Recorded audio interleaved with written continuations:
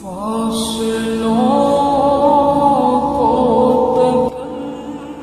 ইফতার মাহফিলের অনুষ্ঠানের সম্মানিত সভাপতি, ইফতার মাহফিলে উপস্থিত সম্মানিত সকল রোজাদারগণ, সকল উপস্থিতিবৃন্দ, আসসালামু আলাইকুম। প্রথমে আমি বাংলাদেশ জামাতে ইসলাম এবং তার নেতৃবৃন্দকে আন্তরিকভাবে ধন্যবাদ জানাচ্ছি আজকে আমাকে, আমার সাথে আমার নেতৃবৃন্দকে এবং আমার সাথে আমার সফর সঙ্গীবৃন্দকে এই ইফতার মাহফিলে দাওয়াত দেওয়ার জন্য।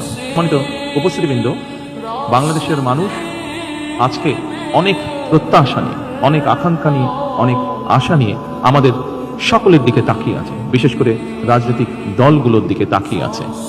আজকে আমাদের এই ইফতার মাহফিলে আসুন আমরা আল্লাহর নামে শপথ গ্রহণ করি যে আমাদের আগামী দিনের কাজগুলো হবে এই দেশের মানুষের ভাগ্য পরিবর্তনের জন্য।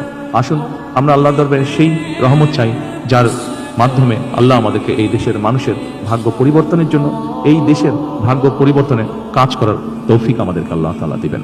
পরিশেষে আমি আবারও বাংলাদেশ জামাতে ইসলাম এবং জামাতে ইসলাম নায়েবে আমির শফিক সাহেব সহ সকল নেতৃবৃন্দকে আন্তরিক ধন্যবাদ জানাচ্ছি আজকে এখানে আমাদেরকে দাওয়াত দেওয়ার জন্য। আসসালামু আলাইকুম।